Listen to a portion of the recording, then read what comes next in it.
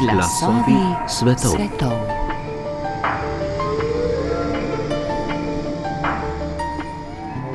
Pretirana zaskrbljenost, dolgotrajna prosto lebdeča tesnoba, stalna napetost in težko obvladljiva skrb, tudi utrujenost, težave s spanjem in napetost mišic so najpogostejši in najbolj značilni simptomi generalizirane anksiozne motnje. Generalizirana anksiozna motnja je najpogostejša anksiozna motnja in druga najpogostejša psihična motnja, takoj za depresijo. O tem, kako se generalizirana anksiozna motnja kaže v vsakdanjem življenju, sem govoril s psihiatrinjo Tino Šubic-Metlikovič, ki je motnjo več let spremljala pri eni od svojih pacientk. Šlo je za 30-letno žensko, s katero sta se prvič srečali v urgentni psihiatrični ambulanti. Psihiatrinja Tina Šubic-Metlikovič. Ko je bilo njeno funkcioniranje tako poslabšano, da je obiskala našo urgentno psihiatrično pomoč in takrat je v ospredju, kot posledica neke zaskrbljenosti, bilo že izrazito oslabljeno vsakodnevno funkcioniranje, se pravi njena glavna pritožba je bila, da je ves čas utrujena, da bi večino dni prespala, da je zaskrbljena, da jo skrbi za svojo družino, za njeno zdravje, za zdravje njenih bližnjih, in da se je nekako tista glavna pritožba je bila, da se ne more sprostiti in teh misli odklopiti, tako da se je ona tudi nekako na nek način umikala v to spanje in v počitek, ker enostavno se ni več znašla, kako se spoprijemati z čist vsakodnevnimi obremenitvami. In takrat, ko je prišla k meni v urgentno ambulanto, je bila tudi v bolniškem staležu, predpisane strani nevrologa.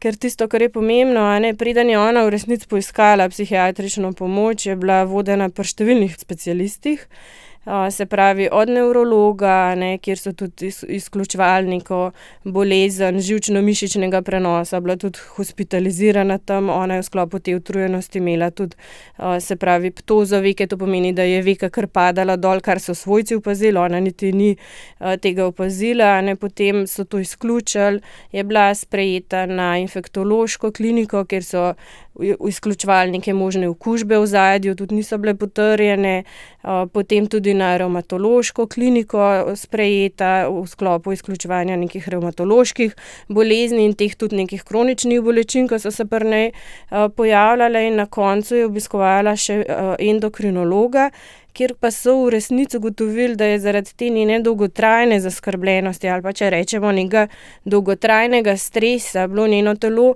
že tako izčrpano, da je prišlo do slabšega delovanja nadledvične žleze, tako da je ona v bistvu prejemala terapijo nadomestno z stresnimi hormoni, če zdaj tako poenostavljeno rečem, terapijo s hidrokortizonom.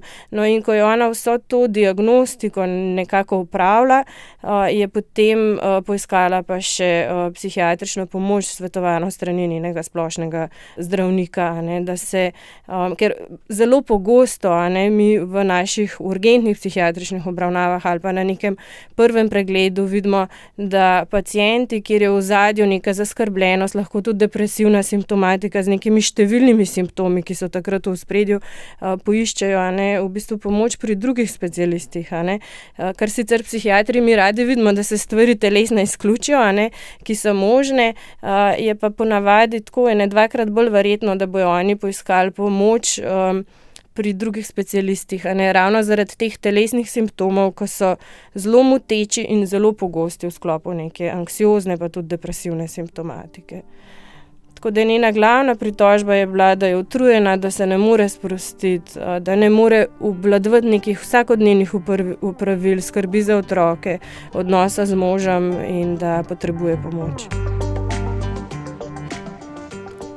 Kako se je izteklo zdravljenje 30-letne pacientke z generalizirano anksiozno motnjo in več o sami motnji v tokratni oddaji Glasovi svetov? K poslušanju vas vabim Iztok Konc.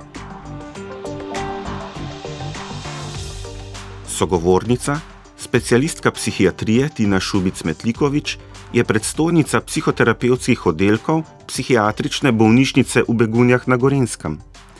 Primer svoje tedaj 30-letne pacientke z generalizirano anksiozno motnjo je zapisala. Začetek uvoda v zapis bo prebrala radijska kolegica Mateja Perpar. V prispevku želimo opisati generalizirano anksiozno motnjo in medikamentozno zdravljenje, osnove vedensko-kognitivnega zdravljenja motnje ter primer obravnave pacientke. Zdravljenje pacientke je potekalo v kratkem psihoterapevtskem programu psihiatrične bolnišnice Begunje, opisala pa sem tudi nadaljnje spremljanje pacientke v ambulantni obravnavi.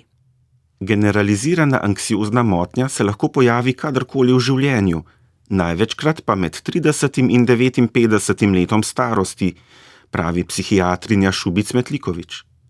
Strokovnjakinja doda, da so vzroki nastanka motnje različni, gre za preplet bioloških, psiholoških in socialnih dejavnikov. Podatki o prevalenci, se pravi, koliko ljudi to motnjo ima, so zelo različni, ampak v življenjskem obdobju ne bi bila prevalenca, se pravi pojavnost te motnje 6%, kar res ni malo. Pogosto obolevajo pogosteje ženske, najpogosteje se diagnoza postavi okrog 30. leta. Zdaj, zakaj pa do tega pride, je pa zelo različno. Neka predispozicija v sami družini, če je nekdo ne v smislu dedovanja, ampak če nas nekdo vzgaja s tem, da je svet bolj nevaren, bomo seveda mi tudi bolj zaradi tega tesnobni, potem lahko tudi neki stresni dejavniki po študijah, ločitev, neke izgube v življenju, izguba bližnjega, neki taki stresni dogodki, in samo motnjo zelo vzdržuje, to neko izogibanje neprijetnostim, neka varovalna vedenja, ko jaz ves čas preverjam stvari, in je zelo pomembno, da v bistvu se ti načini spoprijemanja, ki niso funkcionalni, ki v resnici tesnobo hranijo, začnejo zmanjševati. Sogovornica opozarja, da se težave generalizirane anksiozne motnje lahko pojavijo skozi daljše obdobje, zato tudi zdravljenje navadno poteka postopno in zahteva potrpežljivost obeh, tako pacienta ali pacientke, kot tudi terapevta ali terapevtke. Da ni tako kot recimo pri nekih izoliranih fobijah, kjer je načeloma uspeh in kar se tiče zdravljenja, zdravili in kar se tiče neke psihoterapevtske obravnave, ponavadi večji. Zdaj, tisto, kar je zanimivo pri generalizirani anksiozni motnji, je uspeh tudi psihoterapevtski lahko pol manjši kot pri drugih anksioznih motnjah, kar pomeni, da je na nek način to tudi večji terapevtski izziv. Vzroki pa so spet seveda v tem, da to ni nekega konkretnega sprožilca, kot je lahko recimo, strah pred vožnjo avtomobila, ko jaz doživim prometno nesrečo, pa se začnem vožnjo avtomobila izogibati, nekaj zelo konkretnega, je tukaj stvar bolj kompleksna, širša, se pravi povezana z mojo osebnostjo, z mojim razvojem, z mojimi odnosi z bližnjimi, in je zaradi tega proces zdravljenja tudi dolgotrajen, in je zanimivo to, da pride do obdobja izboljšanja, pa potem lahko čez nekaj let, spet, ko se vzorci funkcioniranja spet malo vrnejo v tiste stare vzorce, pa pride še nek nov stresni dejavnik, se motnja lahko spet poslabša, in zanimivo je, da po študijah, recimo v 3 letih približno samo 30 pacientov doseže remisijo, recimo po 6 letih bo pa 70% še imeli rezidualne simptome, tako da je v bistvu cilj obravnave zmanjšati neke simptome, ki se pojavljajo, ali so zdaj čustveni, ali vedenski, ali telesni, in hkrati izboljšati funkcioniranje, in to je tista zanimiva stvar, kjer so mogoče tudi pričakovanja lahko in pacienta in včasih tudi terapevtov prevelika, da bomo motnjo kar pozdravili.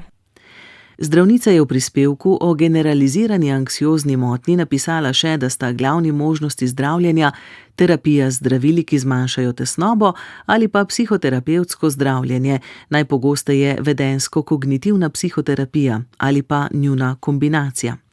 Študije o učinkovitosti za otroke in mladostnike po zadnjih podatkih kažejo, da je bolj učinkovita kombinacija obeh pristopov. Za odrasle pa metaštudije kažejo, da sta oba pristopa po učinkovitosti primerljiva. Poslabšanja oziroma relapsi so redkejši po koncu vedensko-kognitivne psihoterapije kot po ukinitvi medikamentozne terapije. Pri tej pacientki bi bilo zelo na mestu, da bi v resnici dobila zdravila, ampak včasih se mora stvari še dosti poslabšati ali pa mora priti neka druga motivacija. Pri njej je bila motivacija zdržati program. Ampak ker je bila ona toliko utrujena, tega ne bi zmogla. Zdaj naša zdravila, antidepresivi, traja približno 3 do 4 tedne, da se pokaže efekt, in je bila motivacija toliko velika, da je zdravila sprejela. Se pravi, tista prva stvar, ko jo oceni psihiater, je pa tudi izraženost simptomov oziroma funkcioniranja. Zdaj pri njej bi bilo, tako kot sem rekla, na mestu, ampak ne moramo pacienta včasih v to prisiliti, oziroma po mojih ocenah se mi zelo obnese, da se nameni čas še za en pogovor, zakaj, kaj je v ozadju teh strahov, če ta čas imamo. Se pravi, odvisno od izraženosti simptomov, zdravila ja ali ne. Po študijah je najboljša kombinacija obojga, se pravi dvotirno. En tir so zdravila, drug tir pa neki psihoterapevtski ukrepi, in spet po študijah pri generalizirani anksiozni motnji se najbolj obnese tako imenovana vedensko-kognitivna terapija. Po besedah sogovornice so namreč antidepresivi pri generalizirani anksiozni motnji terapija prvega izbora. Dostikrat mi pacienti rečejo, pa se jaz ne rabim antidepresiva, jaz sem samo zaskrbljen, ampak antidepresivi se uporabljajo tudi za zdravljenje tesnobe, ampak pacientka je bila do tega izrazito odklonilna, tako da tisto, kar smo ji mi lahko ponudili, je nadaljevanje bolniškega staleža. Ona v resnici ni zmogla opravljati službe v tistem času in pa uvrstili smo jo na čakalno listo za ta naš psihoterapevtski program, ta vedensko-kognitivni program, to pa je pacientka sprejela. Primer 30-letne pacientke si v nadaljevanju poglejmo nekoliko podrobneje. Psihiatrinja Tina Šubic-Metliković je v pacientkino mapo po prvem srečanju v urgentni ambulanti v Begunjah zabeležila strokovna opažanja. Anonimiziran in prilagojen zapis bo prebrala radijska kolegica Mateja Perpar. Avgust 2019. Pregled v urgentni ambulanti. 30-letna pacientka je bila napotena v urgentno psihiatrično ambulanto zaradi izrazite utrujenosti in tesnobe, ki je ovirala njeno vsakodnevno funkcioniranje. Opisovala je tudi več telesnih in psihičnih simptomov tesnobe. Aktualna pritožba: ob prvi obravnavi je povedala, da je izgorela, da ne zmore ničesar več, vse jo samo skrbi, ne zmore se sprostiti, včasih težko diha, veliko se poti. Zdaj je v ospredju predvsem utrujenost, večkrat na dan mora počiti, težko zmore že hojo po stopnicah. Voljo ima, a ne zmore več opravljati vsakodnevnih opravil, trenutno je v bolniškem staležu. Občutek ima, da je slaba mama in žena. Do sebe je zelo zahtevna, perfekcionistična, skrbijo za svoje zdravje in kako bo vse zmogla. Družinska anamneza. Oče je bil do nje v vzgoji zelo strog, nikoli ničesar ni storila dovolj dobro, ni jih znal izražati ljubezni, redko jo je pohvalil, hitro je vzkipel. Mama je bila v vzgoji drugačna, bolj ljubeča, močno sta povezani, je pa tudi mama zelo tesnobna, prejemala je že antidepresive, a jih je zaradi stranskih učinkov ukinila. Pacientka je sprva zavrnila zdravljenje z antidepresivi, da bi lažje sodelovala v 4-tedenskem psihoterapevtskem programu vedensko-kognitivne terapije, ki ga izvajajo v psihiatrični bolnišnici v Begunjah, pa je terapijo z antidepresivi kasneje sprejela psihiatrinja Šubic-Metliković. V tem programu se pa že ob samem začetku naredi nek, seveda spet ponovni uvodni razgovor s pacientom, s terapevtom, ki jo obravnava, in tam so se pa razkrivale bolj te njene misli, neke njene čustvene vsebine, neko vedenje, in tisto, kar je bilo v spredju, pa če se malo dotaknemo teh vedensko-kognitivnih principov, mi se zelo ukvarjamo s temi mislimi v konkretnih situacijah, se pravi, da ni neka situacija odgovorna za zato, kako se jaz počutim, ampak je moje doživljanje situacije, ne, pomembno, in če to velja, potem mi lahko z nekim vplivom na te misli vplivamo tudi na naše počutje, ne. In njene misli, ne, so bile, tako kot so pri teh naših pacientih, pogosto zelo izkrivljene, katastrofične, ne, se pravi, ona je zelo negativno predvidevala neke situacije, se pravi, če plastično rečem, ne vem, mož zamuja na večerjo, zgodilo se mu je nekaj hudega, ne, umrl je, ne javlja se mi na telefon, ne, in potem mi ti paciente skušamo učiti, aj mogoče kakšna druga razlaga, da je moža ni domov, aj mogoče še na sestanku, imamo mogoče telefon potiho in take stvari, ne. Pri njej pa so misli bile izrazito katastrofične, za nekim napovedovanjem prihodnosti, ne, tako imenovano črno-belo mišljenje, ali je dobro ali pa slabo, ne. In je zelo pomembno, da tem pacientom to neko osnovo vedensko-kognitivne terapije na začetku sploh razložimo, da je tudi ta pacientka v resnici vedela, kaj se z njo dogaja in da to ni nič neobičajnega, da so te misli tako izkrivljene, ne, in seveda slabo vplivajo potem na njeno čustvovanje in v vedenju dostikrat na preverjanje nekih situacij ali pa izogibanje nekih neprijetnih situacij, ne. Te misli nastanejo v danem trenutku, nadaljuje sogovornica. Zakaj pa je ta pacientka tako katastrofično to interpretirala, ali pa zakaj recimo je imela izrazito željo in potrebo po tem, da je preverjala, kje so otroci, da dovolj zdravo jejo, da je ves čas imela kontrola, ne? Ona je bila zelo tako perfekcionistično in storilnostno naravnana, ne? Na te konkretne situacije pa dostikrat vplivajo stvari, ki jih doživimo mi tudi v preteklosti, ne? To so lahko neke neprijetne izkušnje, ne?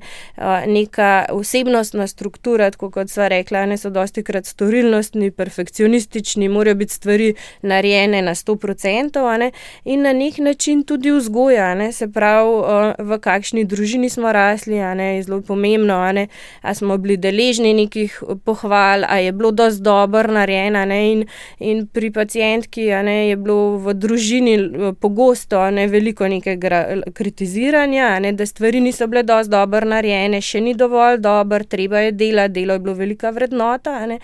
Hkrati pa tudi neke, lahko rečeva, genetske predispozicije, ne, se pravi, da so v družini določeni člani tudi bili nagnjeni k tesnobi, ne, če tako plastično povem, če nas celo življenje opozarjajo, pazi nevarnosti ali pa pazi, da ne boš padla, ne, izobligujemo tudi nek manj varen pogled na svet, ne, in vse te stvari se potem seštejejo, ne, v nekih konkretnih situacijah, ki jih mi najprej probamo pogledati, ne, pacienti se pa spoprijemajo s temi stvarmi zelo različno, ne, in pri njej je bilo zelo veliko tako imenovanega, tako kot sem rekla, preverjanja, ne, kje so moji družinski člani, kaj še vse jaz lahko naredim, ne, izogibanja tudi nekim prijetnim aktivnostim, kar se tiče sebe, in tudi izogibanja, recimo, če rečem, neprijetnim radijskim novicam, ne, ki lahko, ali pa televizijskim, ki sprožijo tesnobo, ne.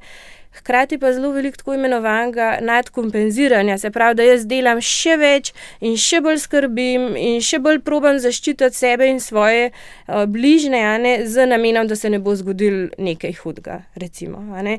In to je tista osnovna stvar, ki jo mi ob sprejemu na oddelek naredimo, da sploh razumemo pacientove težave, ne, se pravi, da vzamemo in podatke od tega, v kakšni družini je odraščala, kako je njen razvoj potekal, kako se je spoprijemala s tem, ne, in kako se to izraža v trenutnih situacijah, ne, in pri tej pacientki so stvari šle toliko daleč, da tudi njene te strategije, ko je imela kontrolo in skrbela stvari, enostavno niso bile več funkcionalne in se je to odražalo v bistvu na telesu, številnih telesnih simptomih, ne, na koncu pa izraziti utrujenosti, ne, ko se je, če tako rečem, po domače telo skurlo in je rabila terapijo s hidrokortizonom, kasneje tudi z antidepresivi, ne, da se je na nek način postavila na noge, da je sploh zmogla neko psihoterapevtsko obravnavo.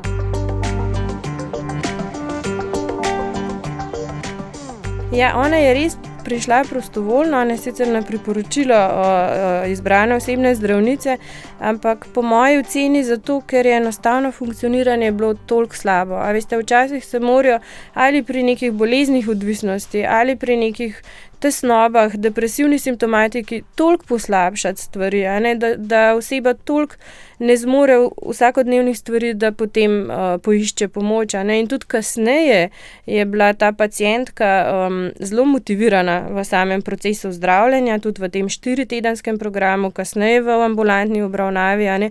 In to je pa tisto ugodno strani pacientke, pa če tako na nek način rečem, kjer smo lahko to njeno perfekcionistično naravnanost v programu izkoristili. Ona je bila zelo sodelujoča, zelo motivirana za spremembe, ampak na začetku zelo odklonilna do zdravil, ki jih je pa kasneje v resnici tudi tekom programa sprejela.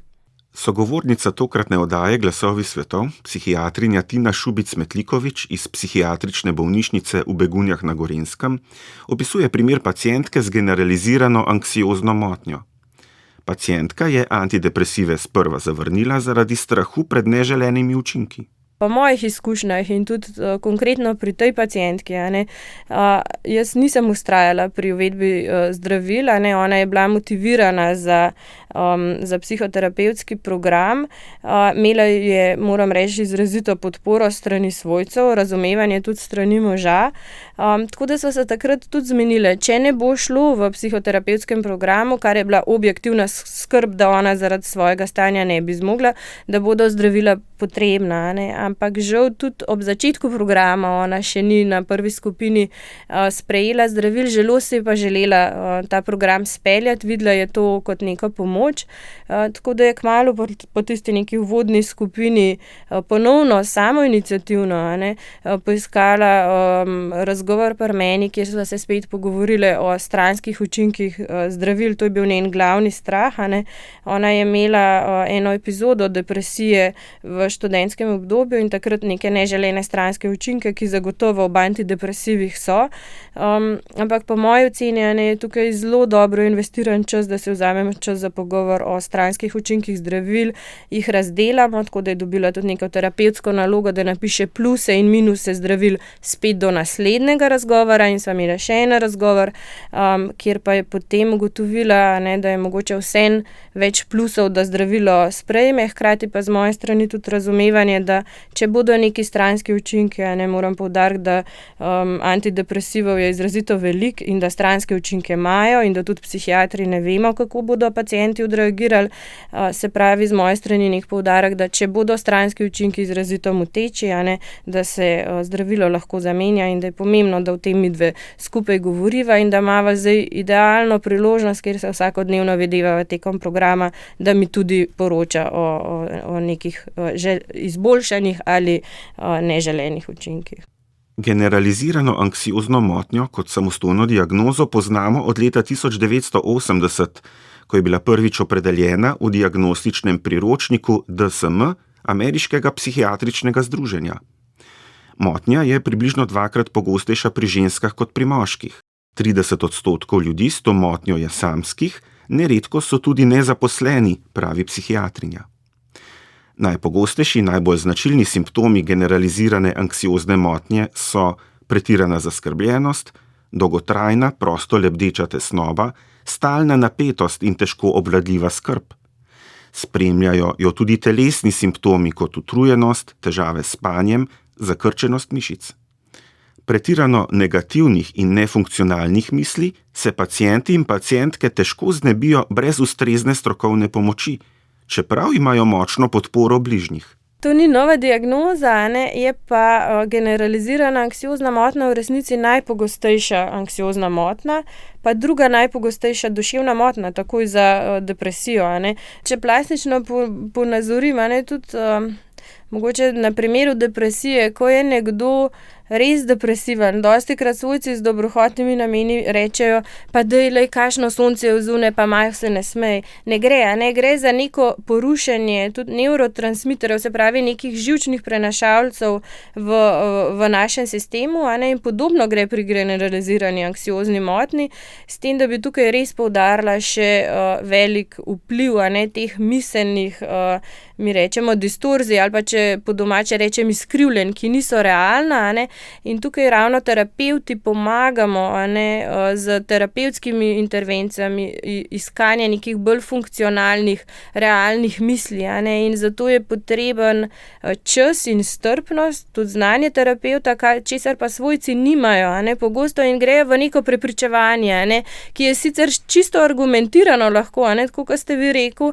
ampak odnosi tudi med svojci, so bolj čustveno napeti, manj je neke strpnosti lahko, manj tudi nekega razumevanja, bolj gre v prepričevanje, v terapevtskem odnosu pa pacienti dobijo to razumevanje, da razumemo, da tako razmišljajo, ampak obstaja mogoče kakšna druga razlaga za to, kaj bi rekli enemu drugemu prijatelju, kjer se v bistvu oni pol čustveno distancirajo od svojih občutkov in stopijo v ene druge čevlje, in potem rečemo mi, zakaj pa to za vas ne velja? Ja, ne vem, s takimi vprašanji, potem da beležijo druge možne dokaze ali protidokaze za neko miselno izkrivljanje, in tukaj je zelo pomembno, da oni, to je neka osnova, beležijo te situacije, se pravi, ne vem, mož zamuja na večerjo, kakšne misli se mi sprožijo, in potem mi pomagamo pri iskanju, a so mogoče možni kakšni drugi razlogi, in dosegajo take velike čustvene razbremenitve, ko najdejo neke druge misli, ker tisto, kar je bistvo, mi jim skušamo povedati, to so samo misli, Misli ni enako realnost. Oni pa te misli, ki se sprožijo v situacijah, vzamejo zelo 100% za res, tako je, pa nič drugače, Velikokrat se v podobi vprašajo, se pravi, se bo nekaj hudega zgodilo, a bi mogla zdaj to delati, da bom boljša mama, a moram še to narediti, a moram še to, ne smejo jesti tega, ker ne bojo zdravi, bojo zboleli, in tako, in se kar odvrti en val misli, ponavadi jih je en kup, In mi jih skušamo tukaj v bistvu skozi terapevtski proces voditi, da tem mislim ne verjamejo 100% zares, da je to samo misel in potem se čustveno razbremenijo. Zdaj svojci pa to, kar ste vprašali, pa dostikrat grejo v neko prepričevanje, ki pa ne obrodi sodov, včasih kvečemo jezo pa obrambo, da se ga ne razume. Za motnjo so značilne tudi ruminacije. Ruminacija je ponavljajoče se premlevanje istih misli ali skrbi. Človek se vedno znova vrača k istemu problemu, vendar razmišljanje pogosto ne prinese rešitve, temveč samo še poveča občutek tesnobe. Ko hrček, ki se vrti na kolesu, pa se ne neha vrteti, oni pa teh misli ne znajo prekiniti. In včasih pri teh ruminacijah, ki se kar vrtijo ena za drugo, je spet lahko kontraefekt, če recimo svojci ali pa včasih tudi terapevt reče, pa nehaj razmišljati to, stop, ustavi se. Ne deluje to pri vseh, ker je lahko kontraefekt. Mi včasih pri pacientih rečemo, ne vem, tudi na skupinah, ki jih jaz vodim, zdaj pa ne razmišljati o roza slončku. In kaj mislite, da se dogaja pri teh pacientih? V vseh možnih oblikah se jim ta roza slonček prikazuje. In tukaj je spet treba z drugim pristopom, pri teh ruminacijah spet razumeti, kaj se dogaja, kakšne misli so v ozadju in iskati neke bolj alternativne, funkcionalne misli.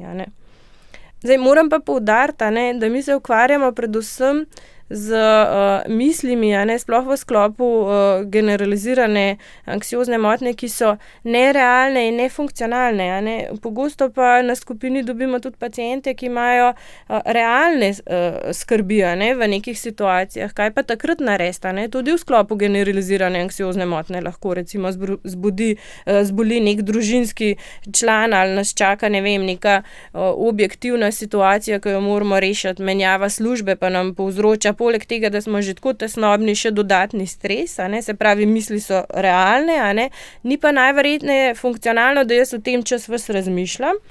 In je spet podobno, tako imenovana tehnika reševanja problemov, tako kot so na začetku govorila, to so v bistvu naredile s to pacientko, ko se ni mogla odločati za zdravila. Se pravi, problem je bil sprejeti zdravila ali ne, napisati pluse in minuse te odločitve in potem v skladu s tem sprejeti neko odločitev in tudi načrt, kako se bom tega problema reševal. In včasih pacientom pomagamo tudi pri nekih čisto realno težkih situacijah.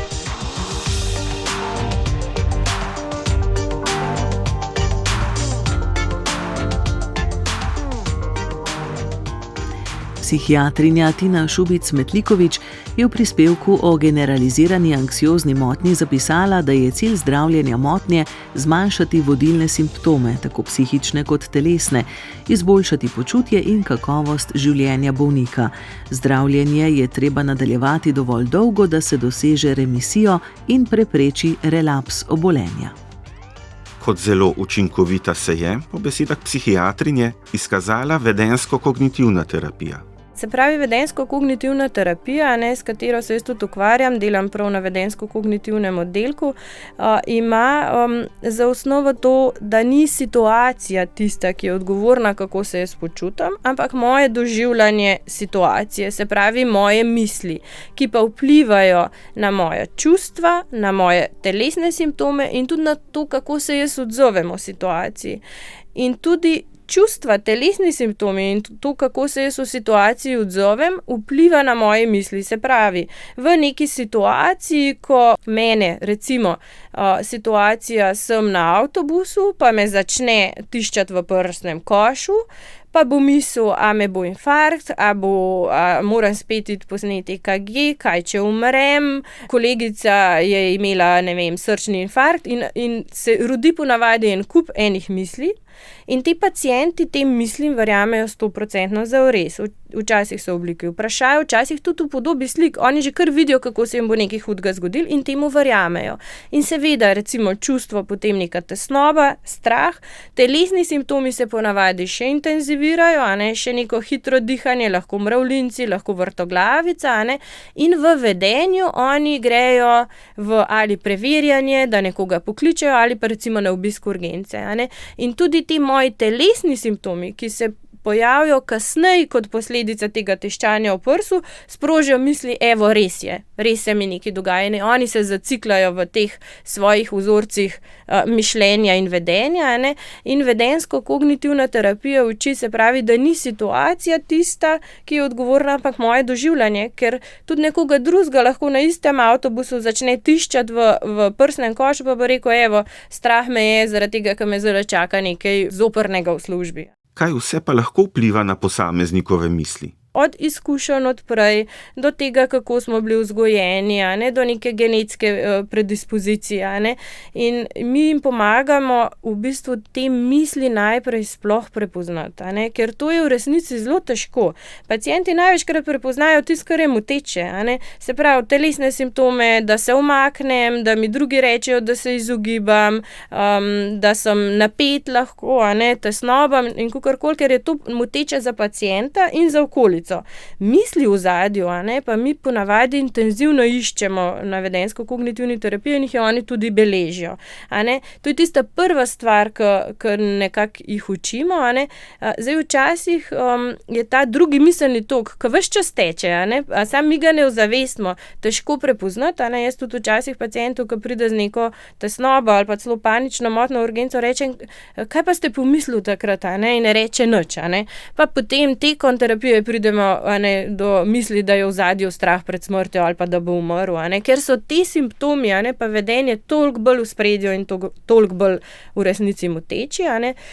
Na začetku oni ne zmorejo prepoznati teh misli in jim pomagamo samo s tem, da jih preusmerjamo, na neke prijetne aktivnosti, na dihalne vaje, na penjanje, sproščanje mišic. To vse učimo v programu, in to oni izvajajo v programu vsakodnevno. Se pravi, da na nek način prelisičijo možgane, da ne razmišljajo vse te stvari, kaj je z njimi narobe, ampak da preusmerijo misli na penjanje, sproščanje mišic, na dihanje s trebušno pripono, in tako. In potem tista neka tretja faza vedensko-kognitivne terapije je pa iskanje teh nekih bolj funkcionalnih, realnih misli. Da probamo situacijo vrednotiti, a mogoče obstaja kakšna druga razlaga, da mene tišči v prsnem košu, ali me zdaj nekaj takega čaka, ali je to lahko spet panični napad, ki sem jih imel že 5 v preteklosti. Kakšna je verjetnost, da je panični napad, ali pa da je to zdaj spet infarkt in tako, na tak način. Tako da to je princip vedensko-kognitivne terapije, kjer mi v bistvu iz konkretnih situacij Probamo pa potem kasneje tekom terapije priti tudi do tako imenovanih nekih globih prepričanj o sebi v svetu, a ne. Se pravi, če imam, lahko je v ozadju, ne vem, prepričanje, če imam ves čas kontrolo, sem varen, če poskrbim za druge, bojo varni, a ne, na tak način. Ampak to so pa neka globja prepričanja, kjer je pa v bistvu psihoterapevtski proces tudi malo intenzivnejši in daljši, ampak v resnici vplivajo na te situacije trenutne, se pravi to, kar sem rekla, recimo, da me tišči v prsnem košu na avtobusu. V begunski psihiatrični bolnišnici pacientke in paciente z generalizirano anksiozno motnjo vključijo v 4-tedenski skupinski psihoterapevtski vedensko-kognitivni program. Ta je specifičen in multidisciplinaren, pravi psihiatrinja Tina Šubic-Metlikovič. Dostikrat pacienti, ko slišijo, da je ti multidisciplinaren, se pravi od psihiatra, psihologa, sestre, delovne in likovne terapevtke, se pri likovni terapiji kar malo zdrznejo. Pa tako, jaz sem imel pa likovno 2 ali pa nikoli nisem dobro risal, a moram hoditi na likovno terapijo, In je tukaj tudi zelo pomembno, da jim normaliziramo, da likovna terapevtka ne ocenjuje na koncu likovnih izdelkov z namenom, da dobijo oceno, tudi izdelke načeloma dobijo potem za domov, ampak da je namen drugačen, da oni v bistvu se učijo biti v trenutku, ustvarjati, imajo tudi različne tam terapevtske naloge, enkrat delajo z glino, drugič rišejo čustva, na nekem svojem telesu, in se učijo te neke igrivosti, sproščenosti, ki so dostikrat ti pacienti, ki so pretirano zaskrbljeni, pretirano držijo kontrolo, opustili. In tudi v odnosu pri tej pacientki, se je to izkazalo, da je na začetku zelo težko se sprostila, se obremenjevala, je dosti dobro narisala, potem pa se je spodbudila neka igrivost, sočutje do sebe, in neredko ti pacienti potem, če imajo majhne otroke, začnejo z njimi risati, združujejo ta čas, predvsem pa se vzbudi želja, da obujajo neke prijetne občutke, ki so jih opustila, ker v sklopu tega, da se ti pacienti izogibajo neprijetnim situacijam, se dostikrat izogibajo tudi ugodju, odrekajo nekim aktivnostim, ki jim prinašajo neko notranjo zadovoljitev, čisto iz vidika tega, da poskrbijo za vse drugo, da poskrbijo za službo, za zdravje svojih bližnjih, za svoje zdravje, začnejo pa opuščati prijetne aktivnosti, in to je namen tudi likovne terapije, vzpodbuditi neke občutke, biti tukaj in zdaj s svojimi občutki, ustvarjanjem, brez presojanja, in je princip iz drugega konca, se pravi vzpodbujanje k aktivnostim, ki so jih opustili, in jim dostikrat pomagamo in delovni terapevti, in likovni terapevti, in tudi psihiatri in klinični psihologi pri iskanju aktivnosti, ki so jim pomembne, pa so jih opustili na račun tega, da več delajo. In pri tej pacientki se je izkazalo, da je potem začela spet brati knjige, kuhati, kar je v preteklosti rada počela, preživljati nek kvaliteten čas z družino, z družabnim igram, in kasneje, ko je bila energetsko tako opremljena, tudi teči, ker je to v resnici rada počela. Ampak to je proces, da pacient do tega pride, ampak hkrati je treba pa ene stvari dati stran. Dan ima 24 ur, pa če spimo 8 ur, 16 ur vstane, 8 ur smo recimo v povprečju ali pa 9 v službi, in potem zakaj porabiti tistih ostalih 8 ur? A je smiselno, da če sem utrujen, izčrpan, samo še bolj skrbim in več delam, ali je mogoče princip tudi iz drugega konca, da poskrbim za neke svoje notranje nezadovoljene potrebe, neke prijetne aktivnosti, in to je tisto, česar jih učimo tudi v sklopu, se pravi delovne terapije in pa likovne terapije. In to so taki pomembni uvidi, kjer pacienti dostikrat tudi rišejo dnevni krog, kaj jim je pomembno, v smislu vrednot, pa koliko v dnevu tega časa namenijo, in je pogosto nič. In to je tak pomemben uvid, se pravi, nekaj je treba dati stran, ker če ima most nosilnost 2 toni, ne moramo dati gor 4 tone, ali pa če ima dan 24 ur, ne moramo noter stlačati zdaj še dodatne obremenitve, ali aktivnosti, ki bi bile za nas pomembne, nekaj je treba dati stran, in pri vsem tem jim pomagamo tekom programa, pa v delovni in likovni terapiji predvsem spoznavajo, da se imajo lahko še prijetno in fino. Ni nujno, da je na koncu to likovna terapija, ampak to je namen vzpodbujati tudi neke prijetne občutke brez presojanja in biti sem tukaj in zdaj.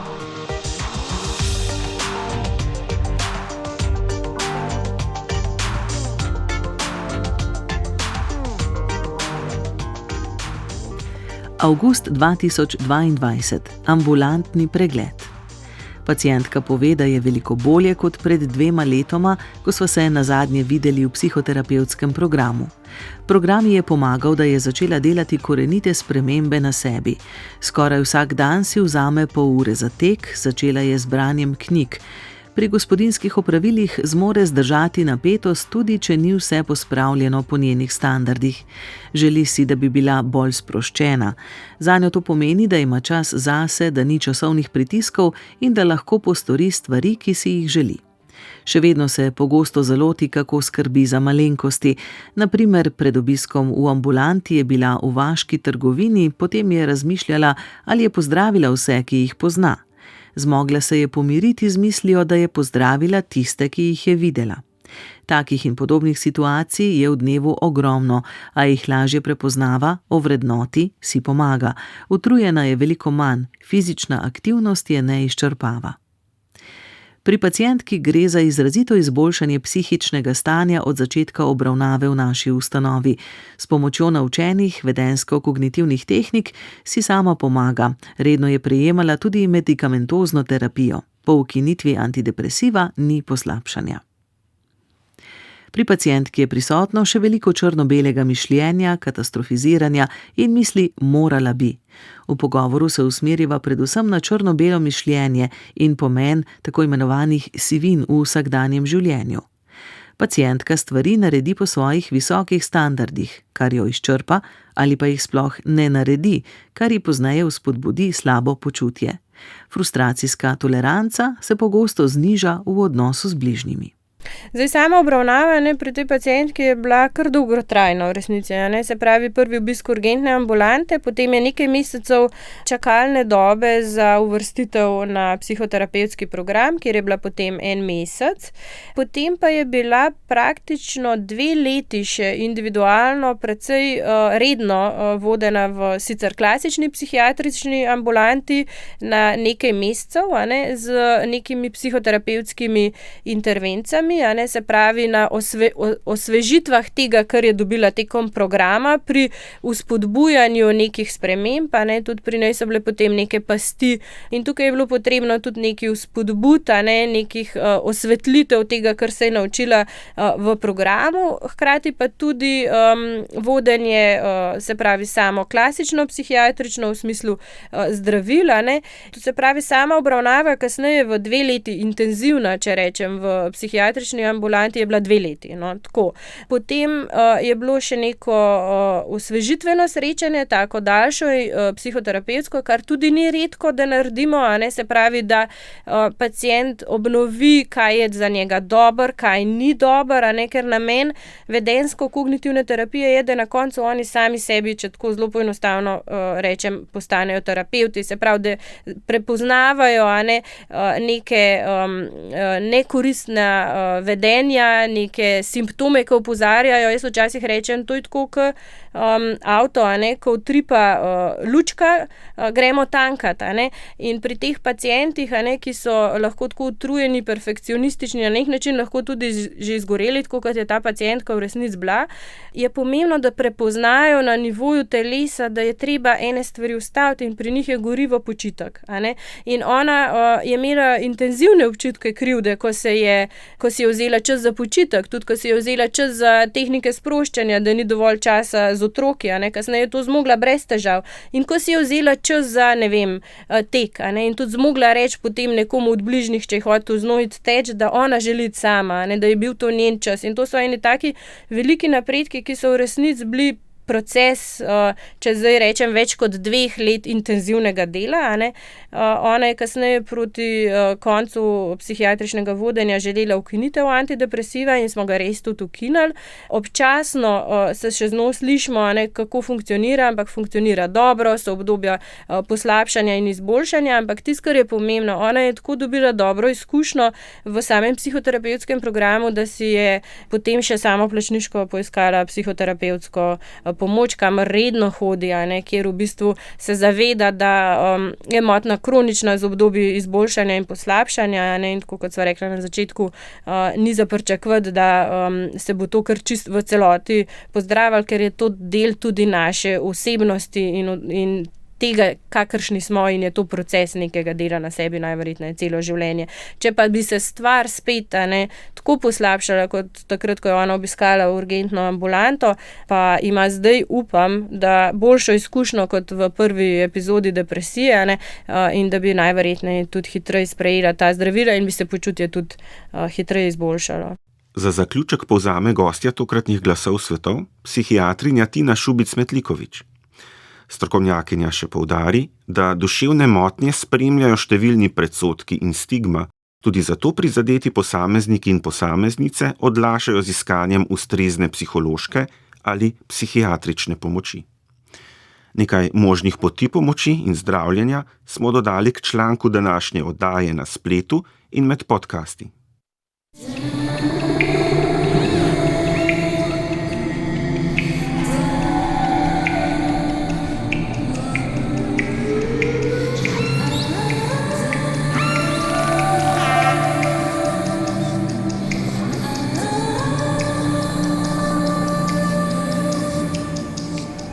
Glasovi svetov. Za sodelovanje se zahvaljujem Tini Šubic-Metlikovič. Oddajo smo radijsko oblikovali Mateja Perpar, Miha Klemenčič in Iztok Konc.